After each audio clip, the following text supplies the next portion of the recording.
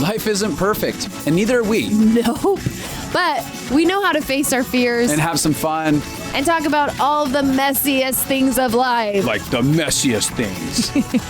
Get connected to yourself, get connected to others, and get connected to the life right in front of you. This is The Connected Life with Justin and Abi. That's me. That's you. And you. Hello, Connected Life peep. It's Justin here. And we're restarting this episode for the second time. And I'm doing the same thing with my sultry voice. I love that I've like challenged you to come up with a different phrase, and you just came up with a different tone. No, I refuse to. It is my brand. People are like, that's Justin. He says connected life peeps. Yeah, they feel all like warm and fuzzy every time I say it. Now it's a connection cue. It's a joy cue. And their bodies are like, oh, it's Justin. And I'm a connected life peep. Oh my gosh, you're so funny. Goodness gracious. Good morning, everyone. Yeah. Yeah, well, it is morning. It is morning. Abby's still waking up. I am not quite awake yet. But there's, we have two stories from yesterday we could choose to start from. Yeah, which one do you want to pick? One is funny. Yeah, well, I think we can share both. Oh, okay. But there was something very mystical about the powerful moon and its energy that saved us. It was coursing through our veins as we reconciled a conflict. Yesterday we got into a fight. Yeah. Mm-hmm. Yeah. Yeah. Definitely. I love that we're just silent after. Yep. That's what that was. And so last night was the supermoon, and we decided to go for a bike ride. Hello, supermoon. It was so bright. Yes. That we normally at nighttime have to have like headlights in our neighborhood because there's not lights. Electric bikes. Yeah. Mm-hmm. And we didn't need them because it felt like it was like the sun rising. It was so bright. Yeah, it was pretty magical. And so we stood out under the power of this supermoon. For like an hour. Yeah. And we did a good repair conversation. We did. Yeah. And do you have any thoughts on repair? Yes, I do. I've just been thinking lately about how a lot of people are scared of conflict, and they're scared of like, what if it goes wrong? What if it's hard? And if you don't know how to get to repair, then conflict is terrifying. Yeah. But you can learn about repair. Yeah. Maybe we should talk about that. I don't know if we know a lot about on this podcast. We just did it once. That's not true. We have a lot. 10,000 repair moments. But repair really, what happens in repair is it brings your nervous system back down into a sense of safety and security. Yeah. And so relationally, if you get into a fight, but you get to repair, you actually haven't, like, you're not in damage. You're not living in damage. Right. You can clean up a lot of damage by repair. But I mean, I guess part of the question is, what is repair? What does repair look like? Yeah. Well, ooh, maybe we've stumbled onto a different topic. I know. I was like, I think that it might be totally different than where we were planning on going. I can see some fire under your seat. It's got you moving. Go for it. Well, there's a couple things that I've learned throughout the years. One of them would be in apologizing, there's kind of two different ways things can go. You can apologize and you can say all of the right words. Yeah. I'm sorry that hurt your feelings. I'm sorry that you felt like I wasn't on your team or whatever the thing is. But often what we're looking for, so our bodies are constantly taking in input from our five senses. How do things feel, hear, sound, taste? Taste. Nom, nom. How did that conflict taste? Ooh. But so our bodies are constantly trying to perceive if we're in safety or threat. And so we're picking up every cue from our partner. And that is why fights can get all kinds of cattywampus. Ooh, because cattywampus. Even if you're turning upside down, if you're saying something that is like even really good, like I'm sorry, but if I'm in threat and your tone of voice doesn't sound like you're sorry, then my brain is still like, I'm still in threat. Yeah. It makes it really hard to connect to somebody when the cues you're taking in from your body. Because I'd like to talk about that. We do have body triggers. So there's the logic of like, I can logically be mad at you for something. And then there's a body trigger, which these are really frustrating because you can logically be like, everything's fine. This actually doesn't logically bother me. But your body can still be like, like it can still be like, I don't like it. And so those are really frustrating. I always think about the verse in the Bible that says you do what you don't want to do. And I think that's a body trigger. Like logically, you know that like, so a great example of this would be you apologizing. You grew up without getting apologized to. Yeah. It was very much a normal, non-existent experience. Yeah. So you didn't have somebody modeling apologizing for you. You didn't have somebody being soft and kind and coming back to reconcile and repair with you, which created a lot of panic in your body. But so when you started apologizing with me, it's normal when we are triggered to apologize with like a grit and bear it apology. Like, I'm sorry I did that, but like walled off. I'm sorry I did that. Yeah. And that different wall off feeling can be many different things. Yeah. Right. It can be anxiety, deep anxiety about it. It can be overwhelm.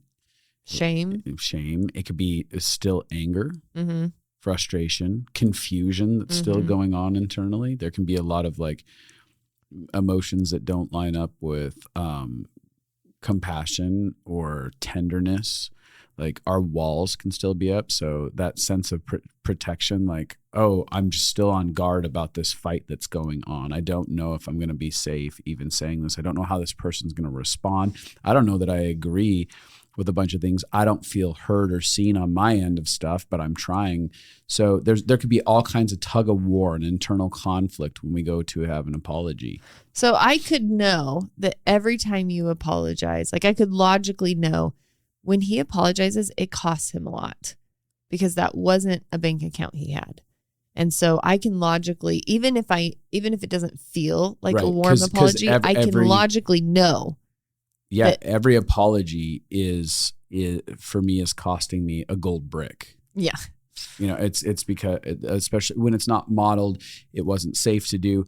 I saw a lot of experiences where an apology got thrown back in someone's face, weaponized against them, whatever it was. So I am crossing over a massive hurdle. So, and so for a lot of people, an apology is the biggest thing on the face of the planet to admit. Totally. Like, hey, I'm sorry. I can see that I did something wrong here, or that I simply just hurt your feelings, or you're having a bad experience. Yeah. And so I can know that. I know this about Justin. I know apologies cost him a lot. But still, if he comes in and apologizes to me and it feels like I can't feel his warmth with the apology, even though my logical mind knows this is costing him a lot, my body doesn't know that. And so there's two different things where we're inputting information in. And so I think there's an importance in learning how to logic helps create some bumpers for emotions that can really help you stay safe. Yeah. So I can logically be like, I know this cost Justin a lot. And I know that this really matters. While also my body being like, but I need to feel like there's some kind of warmth and connection involved also. And so for us, one part of repair for me has been now it may not start this way because when we're intense and heated, our protectors are up. Yeah. And they just are. And self-protection has an energy, like it has a feeling to it. It's kind of a walled off feeling. It's kind of like a spiky jacket feeling. It's kind of like I might be apologizing to you while also holding a knife out to make sure that I don't get stabbed.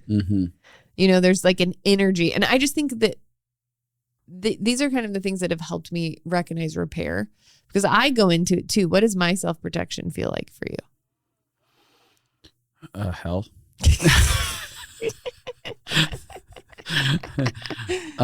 I mean, there's varying degrees. I mean, there are times where it felt like a deep sense of hatred, right? Like we've both had that. We've both had that deep sense of hatred in our protection. Yeah.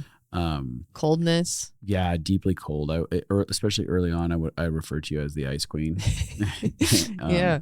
There would be a deep coldness, like, I've been abandoned somehow or something. Yeah, because all of my warmth has been sucked inside of myself, and I'm projecting an ice wall. Mm-hmm. Like, you can't hurt me. Mm-hmm. I'm not vulnerable. And I think this is what we do. Yeah. When we feel vulnerable, we want something to protect the vulnerability that we feel. Big time. And most of the time, our protectors are not pleasant for the people around us. Yeah. Yeah. Yeah. I think inside of that, whatever the feeling is, I definitely, when your guards are up in those ways, I feel like I'm walking into a landmine field. Yeah. Like that's what my soul feels like, is like, I'm going to have my leg blown off at any minute. And I just don't know where the step will be. And I think that that's a common feeling that a lot of people have inside of conflict. I've heard it from so many couples. I have it. It's like, in most conflicts, I think both people, because once conflict is happening, everyone's threat system is alerted. Right. Like, and their triggers, every trigger they have from every conflict they've ever had, show up with them in the conversation. Mm-hmm. Danger. Yeah. Yeah. So, I mean, that's the gist of what it feels like. And it's like every action when there's that coldness feels like it's a deep cut. Yeah. Even some of the words or the facial responses. I mean, even the facial responses that. I know. I freaking hate my face in conflict. Yeah, it gives you away pretty well. I don't hate it. We're not supposed to hate anything, but I don't have easy faces in conflict. No. And even, like say confusion, if you have a confusion one, you're like looking in and you're like, what is happening? Why are you so angry? And you're like, I'm just confused. I don't think that's what that says. But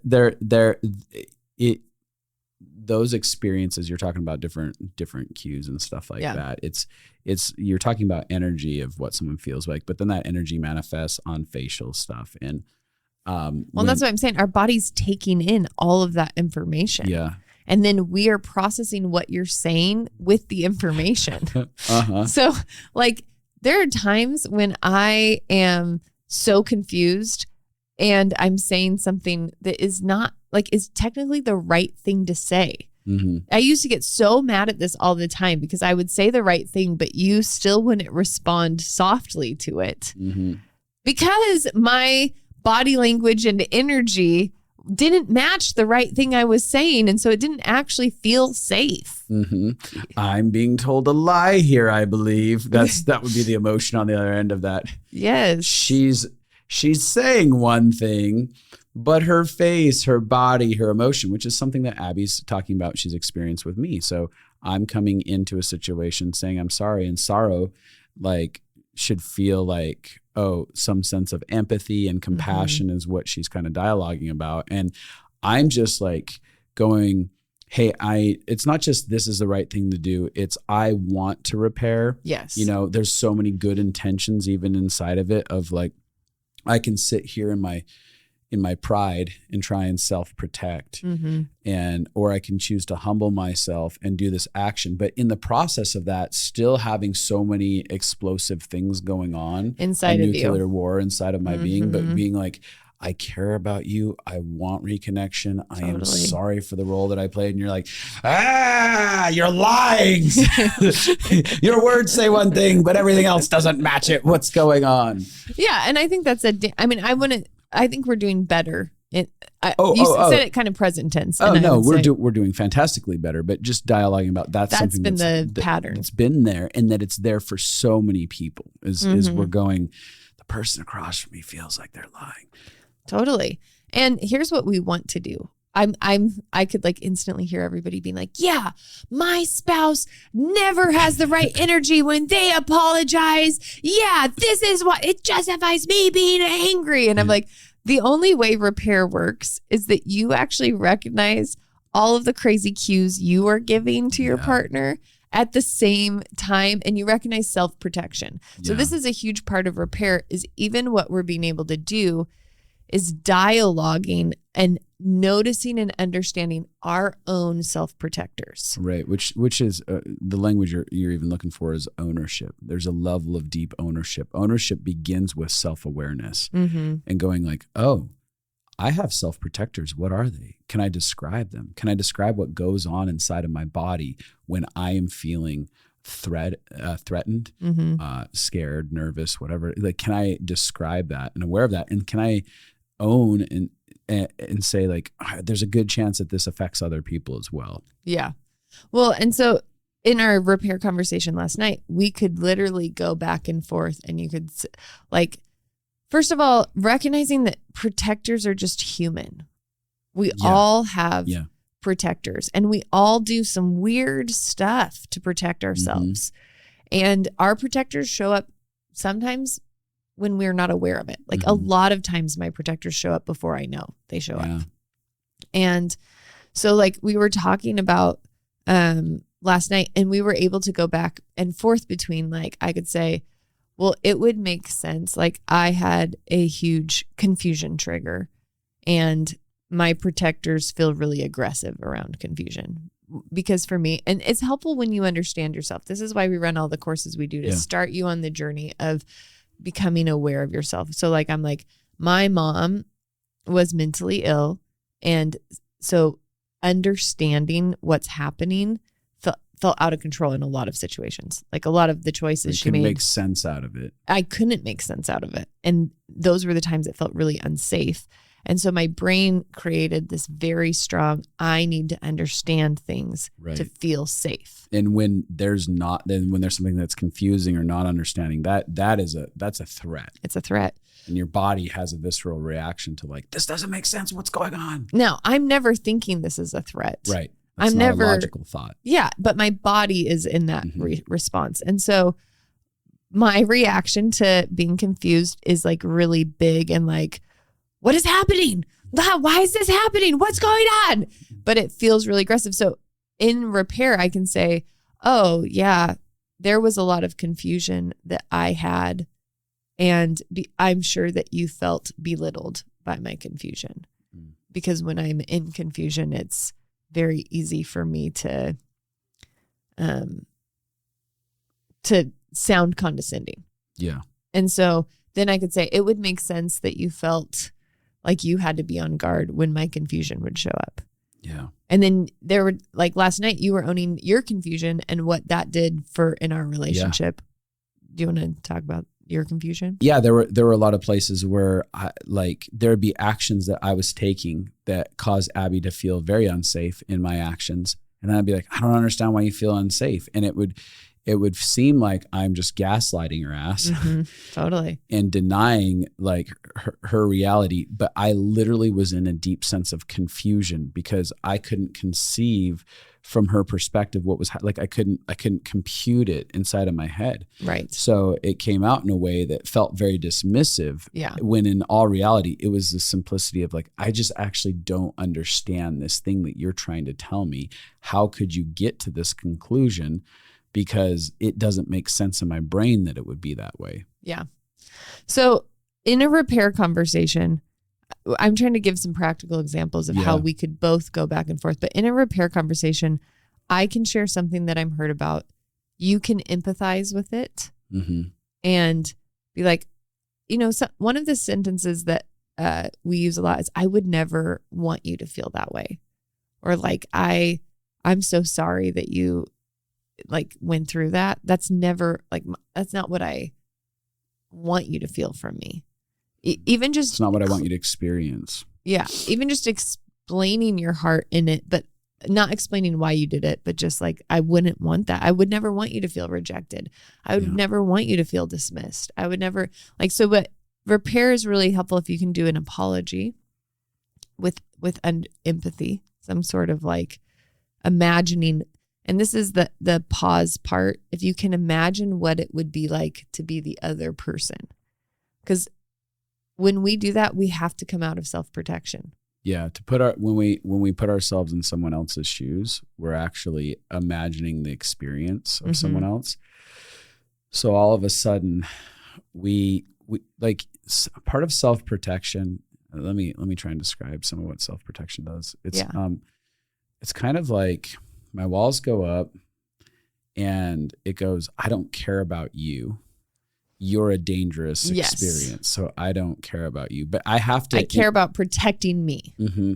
I have to let go of my ability to protect myself, like internally, because I am getting close to you. Like internally, I am coming closer to you as I am putting myself inside of your shoes, and I am imagining like all the things that you'd be going through if that was your experience. Yeah. I will say that it actually feels safer to me to empathize than vulnerable, because I know that empathizing, is that the right word? Yeah. Yeah. You know how every once in a while you just are like, is that a real word? Did I just make that up? Because sometimes, now I got lost on the empathizing word.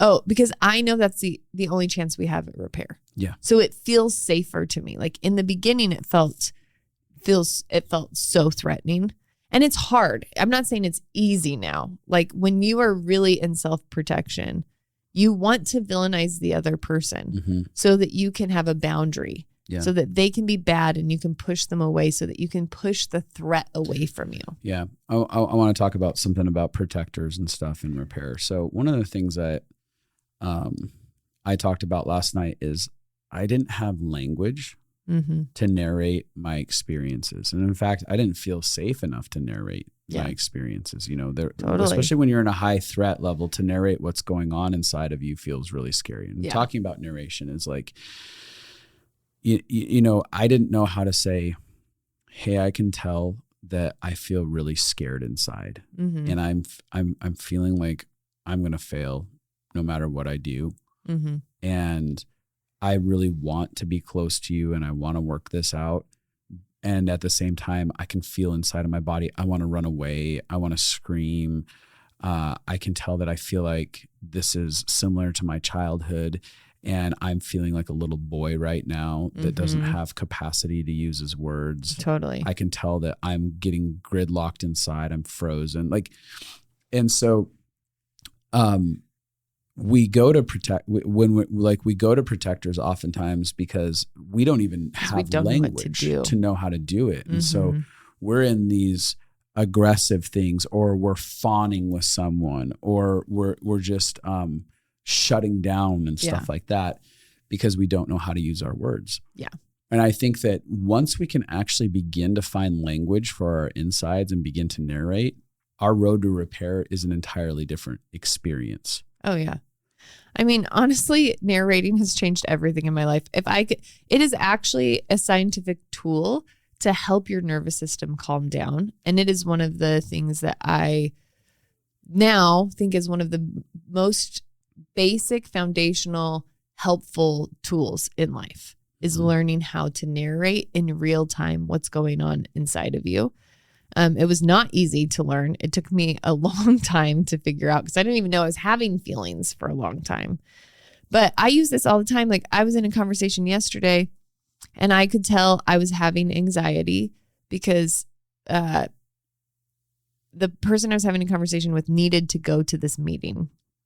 And I was having anxiety about that. And they were talking about something. And I was like, well, normally I would like to ask these questions about what they're saying, and I'd like to be warm, but I can tell my energy is like really locked up inside and I don't know how to react because I'm having so much anxiety, because I don't feel like I can be me because of this thing that I know, like this timeline. And so instead of just being weird, I was like, hey, I can tell I'm feeling a lot of anxiety because I really care about the story you're telling me, but I also have this time thing happening. And so I'm battling with. So what should we do from here? And so they were like, oh, I do actually need to go. Let's finish this conversation later. And it just instantly diffused it. And lots of times when I'm in conflict, there'll be a point where narrating just can blow off steam, without having to blow off steam. So I can, there could be a thing of I really want connection with you. I'm feeling so trapped inside of myself. Yeah. I'm feeling so dysregulated, and I don't know how to get back to you. Like, I don't know how to get past my protectors into empathy for you. But I love you, and I feel stuck. A lot of times I narrate like, I don't know how to get through this conflict. Yeah. With where we're both at right now. And it's very easy when we don't know how to narrate to go into blame language. Yes. To go into accusation. Mm-hmm. Like things like, you don't care about me and you don't even want to hear me, instead of like, I'm feeling overwhelmed internally, like I'm not going to be understood, and I'm not going to be able to explain my side of the story. And I'm also really like apprehensive that we're going to be able to get towards connection in this. And these are things that I'm really wanting really bad. Like two. Now, again, I do want to say you're saying this in a regulated tone. Completely. If you are saying this in a chaotic tone, narration doesn't work. If it's like, I feel like I'm never going to be safe. Like that, you can just say narration words, but like aim it as a weapon. Yeah. And so the goal is like, we're actually sharing so that we don't have to release the energy of emotion like that towards each other. The possibility that someone is going to hear us and have compassion and empathy for us is going to go like, it's going to monumentally escalate to what it could be. Yeah, you're basically saying when we are regulated, we have a much higher chance of somebody having compassion and empathy for us. Well, yeah, regulated is one aspect of it, but I'm also saying the narration as well inside of there, because all of a sudden this conversation is about humans and what's going on inside of me. It has ownership within it. It's not saying that I have this all worked out. It's all also painting a picture of desires and stuff like that, where we're wanting to get to inside of it. And with that sense of regulation, oftentimes people are like, okay, they're not aiming this at me. And I can see that like they're not at war with me in this moment.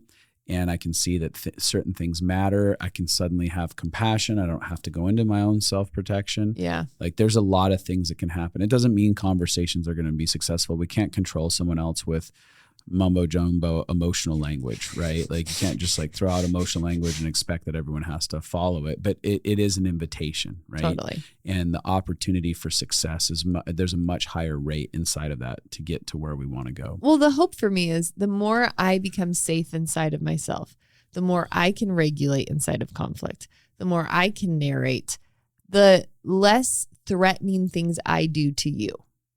And so I have a higher chance of having a successful conflict, the safer I can be inside of myself. Yeah. And I don't feel like it's ever possible to not trigger other people or to not at all. Like, because I could say everything right and be regulated and you could hear it through the definition that you grew up with. You're just trying to manipulate me right now by being calm. Yeah. Like there's so we're not, but there is a sense when I actually feel emotional safety on the inside, I often you can magnetize people into that emotional safety. So my goal has been... The hope is to become a thermostat. My goal has been like, I'm going to keep practicing conflict until I can get safer and safer inside myself. And I think what I wanted to mention about narration that worked last night, did you have a thought? I'll come back to it. Okay, don't forget. So I shared a bunch of pain that was coming up for me. And Justin, instead of reacting, narration also gives the buffer for like being able to respond without reacting. Yeah. It's because if I share something painful and he just doesn't respond at all, that feels painful. So you're talking about silence and stuff like that. Yeah. Or if you respond back with like, that's not true. Like either one, defensive or silence. Yeah. Neither of those feel like safe not safe, but like kind. Yeah. Well, even when you're talking about a buffer, it's that room to breathe where it's like, hey, even me being able to say something like, I'm really trying to process what you're saying right now. It matters to me that you feel heard and that we feel connected on what you're sharing. I'm trying to figure out what to do with that inside. I feel a little locked up, but I feel overwhelmed. I feel scared. I am taking a moment to like think about that.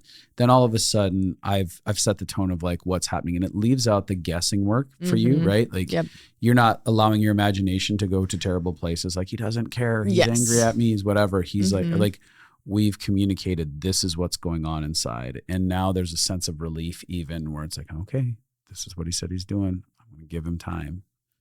Yeah. I think that, that's exactly what I was saying. It immediately diffuses me when I hear something about your heart because anytime you share pain, it feels vulnerable, and every human wants compassion in their pain. Like that's a human desire. Yeah. We want people to see us and care about us when we're in pain. And the problem with conflict is often I do have compassion for your pain outside of triggers. Mm-hmm. But when I'm in self-protection, I don't have compassion for your pain. Yeah, vice versa. And so that slowing down and narrating really gives you space. I mean, yesterday you did that. You're like, I'm feeling overwhelmed. I feel like I'm feeling those feelings from the beginning of our marriage where it felt like walking in a landmine. I'm feeling like if I say one wrong thing, this is going to blow up into a huge explosion. But I want to be here with you, and I want reconciliation, and I care. Yeah. That just something that gave language. And what happens in your body when you narrate is the blood flow. So you have the amygdala, which is the emotion processing center. And then you have the executive function where you can have logic kind of create bumpers for you. Yeah. And when you narrate, it pulls the blood flow out of the erratic, chaotic emotion center and brings it back into the executive logical center. So you actually have more tools. Your brain can go back online. Basically, when the blood flows in the amygdala, we're offline. We're just reacting. Mm-hmm. And so narrating, and I just do this on the inside too. Even if I'm not in it outside, I might be like, wow, I can tell I'm feeling a lot of anxiety. Wow, I can tell that I'm feeling a lot of fear.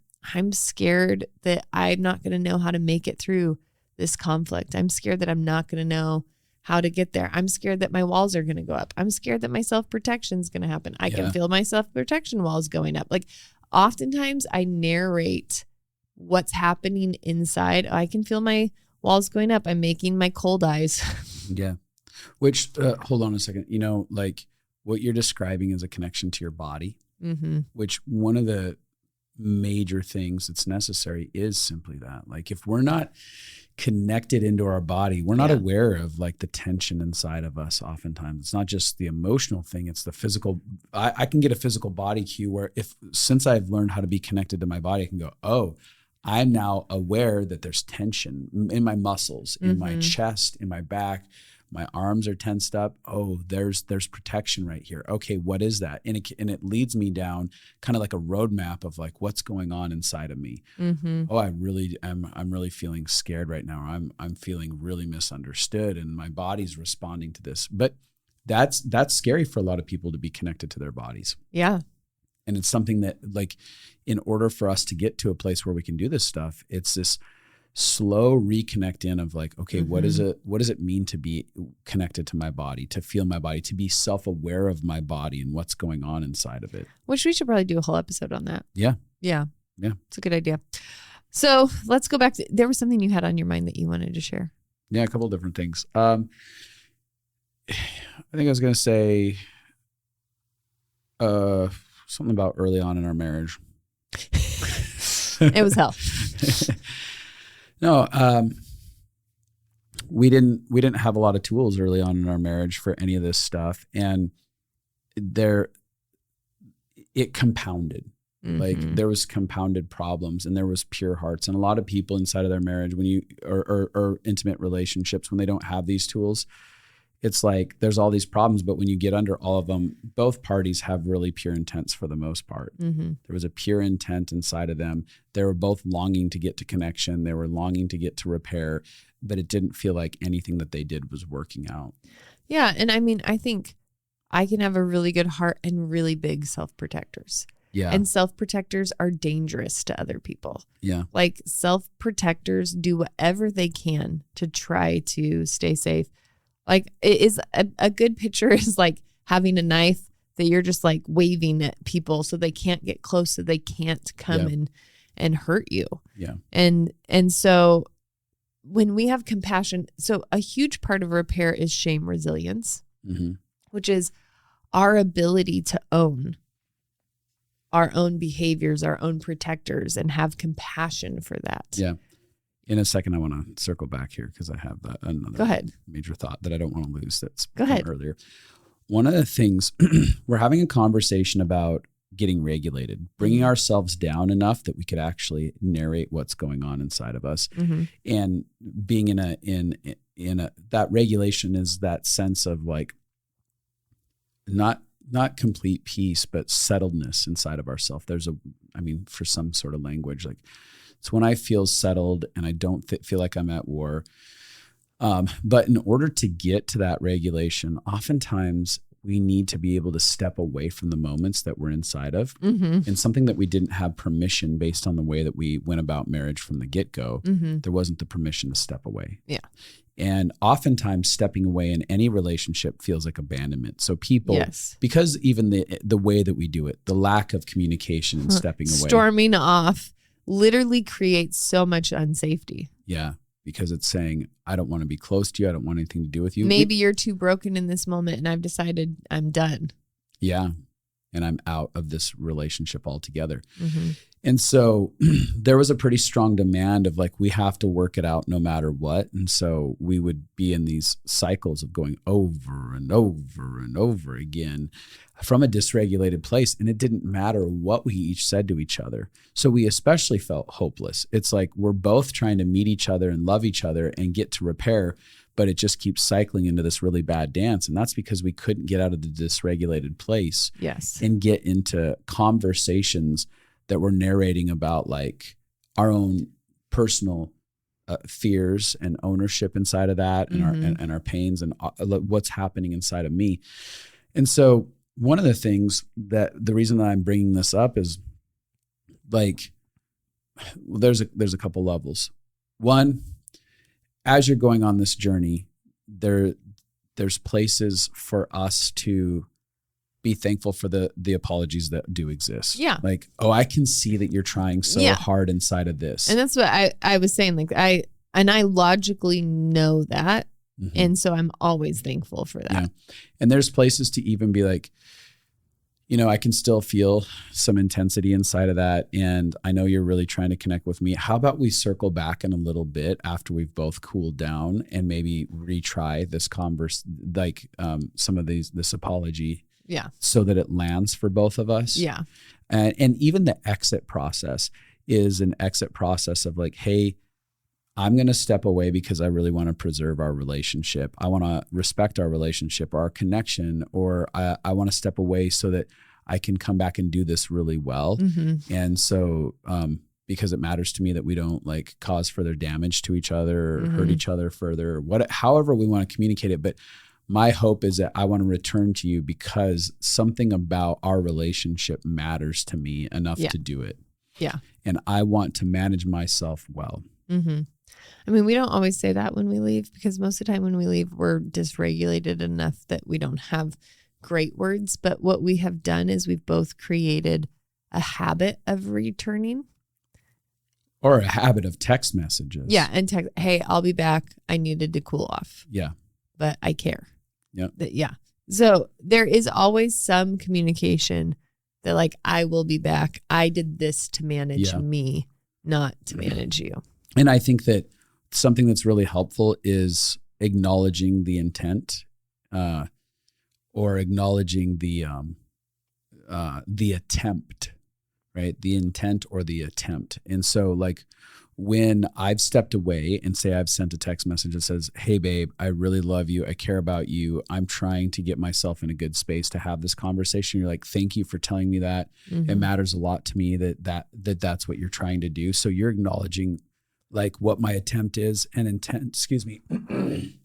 And so then I'm like, okay, I'm having a win. Like your acknowledgement of that says like, oh, it's like setting me up for success to continue to do that behavior. Yes. And it's also telling me like, okay, we're in agreement that this is a good standard here inside of this place. Yeah. It's really important to celebrate good behavior. Because then you get it again. That's a good boy. A good little boy. You sure are. A good boy. Who wants a treat? Who wants a treat? It's true though. If you get rewarded for things, people are more likely to create habits. Totally. Around rewards. Yeah. It's like, oh, that went well. And I think that we as human beings want to know that like we can win. Yeah. Is there a win here for me? I think that for me, and probably you felt similar emotions, but there were a lot of places where I felt like I was trying my best and I wasn't getting wins. Absolutely. We both felt that way. And so the more that I didn't feel like I could get a win, the more I was like, well, screw it. I don't care. Like, What's the point? What's the point? Monster is probably lingering in a lot of relationships. Well, and what you just did right there is a self-protector. Totally. Screw it. I don't care. Yes. But what it feels like from my side, because you've done that in our marriage a lot. What it feels like from my side is like, I don't fucking care about you. Yeah. I'm out. Yeah. Like, I don't, like, none of this even matters to me. Yeah. Even though that's not, it matters so much, you are feeling trapped. Yeah, you're feeling trapped and overwhelmed and hopeless. Like those are all a lot of words inside of it. And so I know that a lot of people in relationships feel that. They get it. They're like, well, then I just don't care. Yep. And really that statement is, I'm feeling like I can't win. I'm feeling hopeless. I'm feeling out of control. I'm feeling overwhelmed. And those are great words that could be used. When we understand ourselves, we can circle back with narration and be like, you know, here's what I'm feeling about this. Yes, I'm feeling like I can't get a win and that I'm overwhelmed and this hopelessness is spiraling me out. Like every attempt is going to fail here. You know why narration is also really powerful, besides the fact that it helps regulate you? Yeah. Because oftentimes I can go into a me too when you share vulnerably from your side. When you're like, I feel really overwhelmed about how to get to repair right now. I can think, me too. Like, oh, I also feel overwhelmed. And you can be like, I feel really scared that this is not going to get to repair. I can be like, me too. Like that. One of the reasons narration works is because you're sharing more about you, but you're sharing human things, you know? And I often can empathize if someone's like, I can feel my protectors up a lot, even though I don't like, I want to be soft, but I feel so protective of myself right now. I'm like, oh, I know that feeling of wanting to be soft, but feeling like I can't because my protectors are up too strong.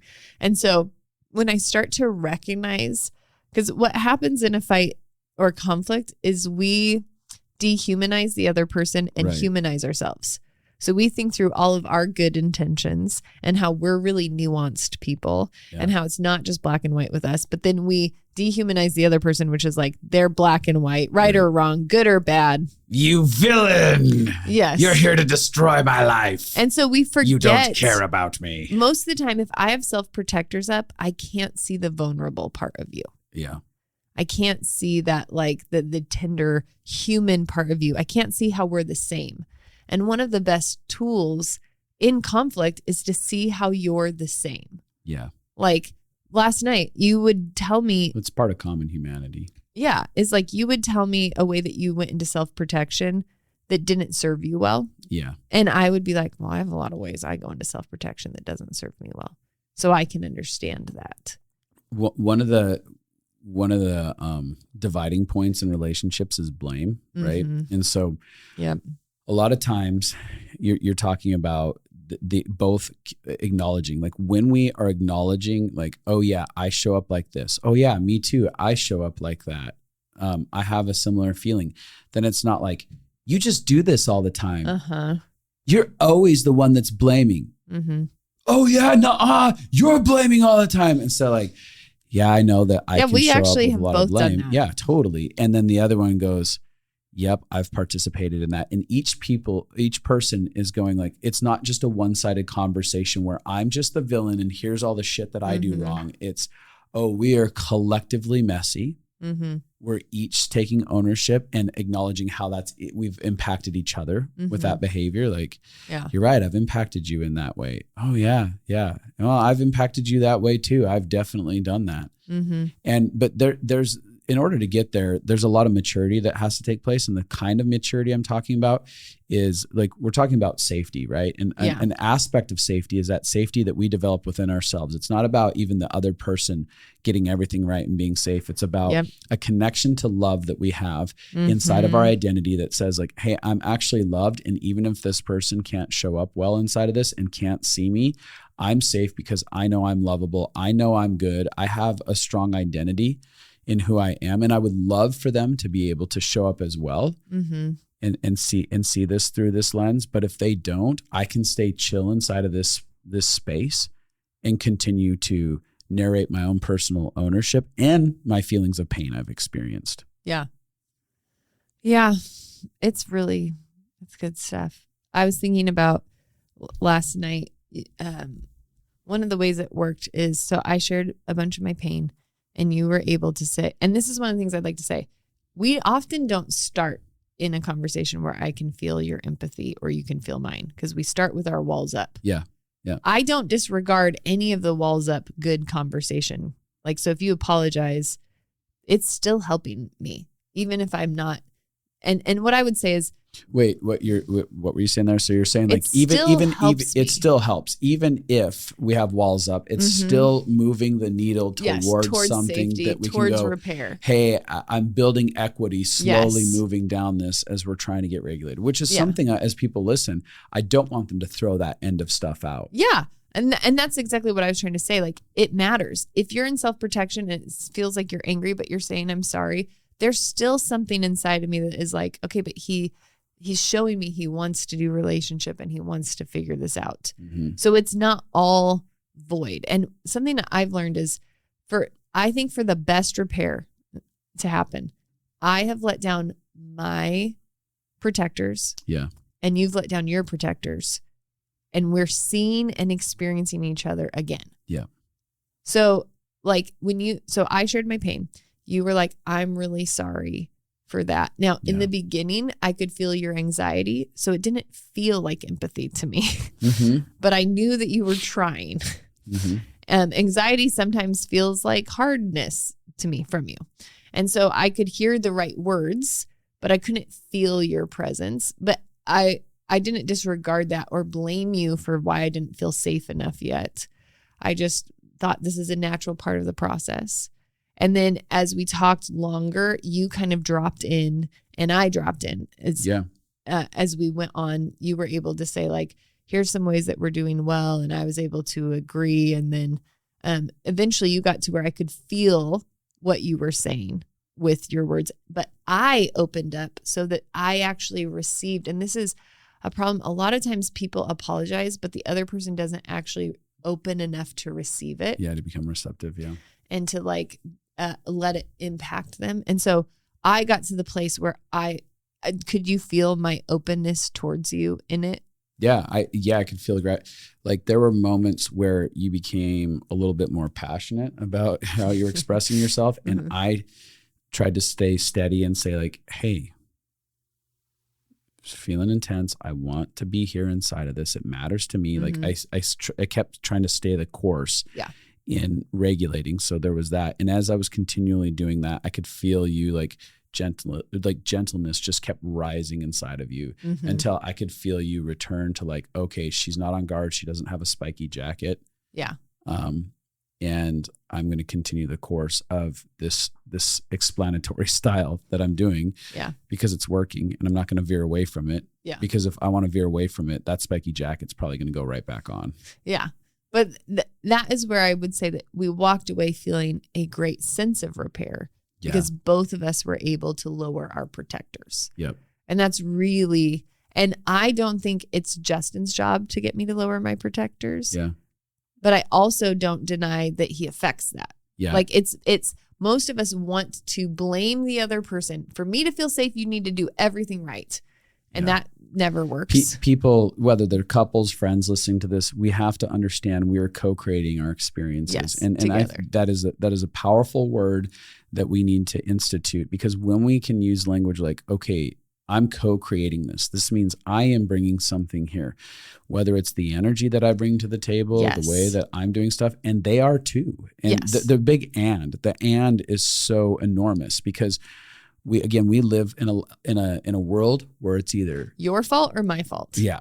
But there's not, we co-created this. How do we co-create this? There can be a co-creative element that's like, I have 5% in this situation. Totally. This person's triggered out of their mind over a million other issues, but I brought 5% into it. At least there's my 5%. Totally. Like, I showed up in this as well in ways that I didn't show up well.